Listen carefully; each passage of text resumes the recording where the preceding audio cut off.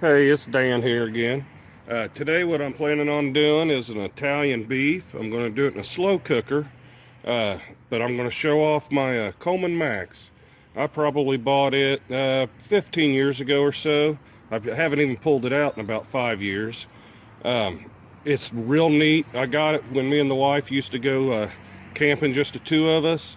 It is perfect for two people. I don't even know if Coleman still makes it or not. But let me show you this. You just unlatch it. Right there is a griddle. It locks in. Everything locks in. I got the things out right now. But you can take the griddle off. And you got that cooking surface there. Take that off. You got yourself a little single burner camp stove. And what the neat thing about that is, I bought this stock pot that you can put on there, and it does real good on there if you're making like soups or chilies or something like that. But it also has this right here. You put it in, lock it in place, set this in there, and you have yourself a slow cooker. And that's what I'm going to make my Italian beef in today. And I'm going to slow cook an Italian beef for 6 or 8 hours whenever it's real good and tender. So let me get things set up and I'll be right back with you. Alright, I got my pan preheating. I'm going to just put a little bit of oil in there.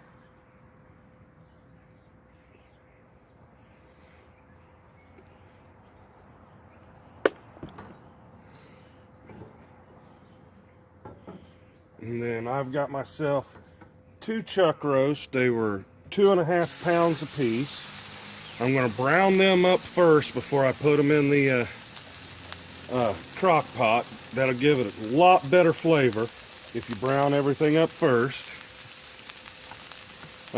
It'll probably take me 5 minutes or so between the two of them to brown them up. Once I get them browned up, I'll be right back and I'll show you how I put everything in the pot.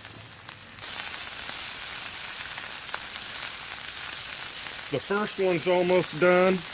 You can tell what kind of color I'm looking for on them. I'm not cooking them through or anything because they're going to cook in the slow cooker. But that caramelization will just add just another layer of flavor to this dish. I've done it without browning them before, and I can taste the difference. If you brown it, it is extremely, extremely better. Alright, I got both roasts browned up real nice. Next thing I'm going to do, I don't know if you can see this or not, this is Italian salad dressing dry mix. I got 2 packets of these. Sprinkle all over everything. Or you can make your own seasoning mix if you like. I just find this tastes real good.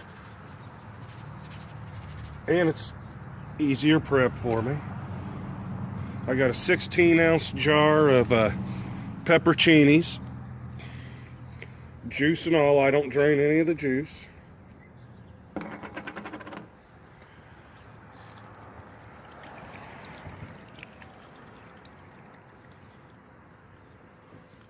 If they want to come out of the jar.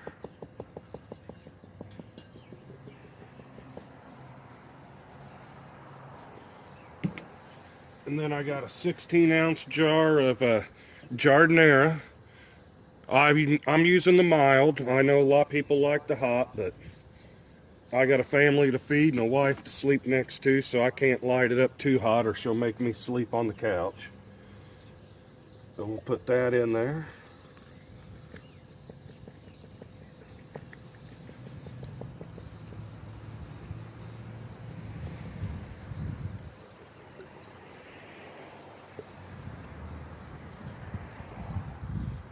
Get everything moved around.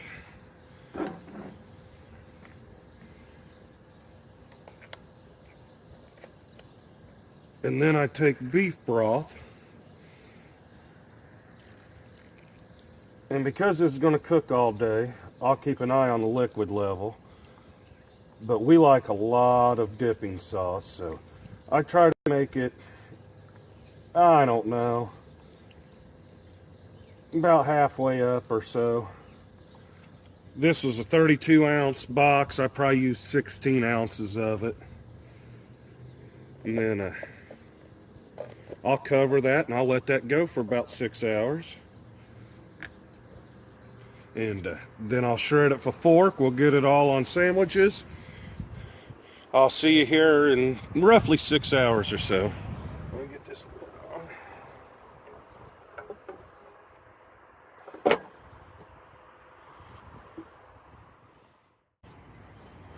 Alright, it's been about 7 hours since I put this on. And at this point I was going to show you guys how I take a fork and I shred everything.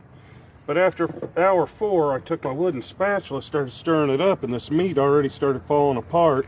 So once an hour, I came out here and just kind of broke it with the wooden spatula here, and I didn't have to shred it with a fork. Everything worked out real good.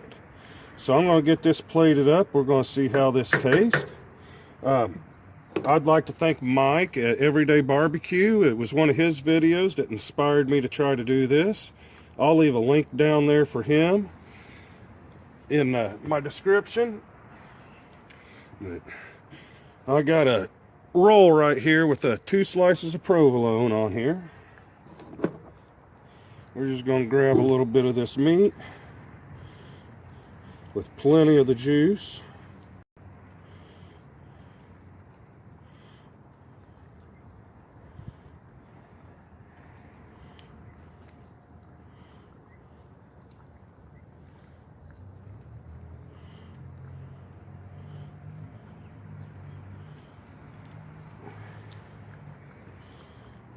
Oh yeah. The plate's already totally full of the juice. Hold on 1 second and I'll try to get me a bite of this and I'll tell you how it is. Alright, this is what the sandwich looks like after I just made it. Let's see if we can get this thing folded up without bun tearing. I put a bunch of meat on here and a bunch of juice.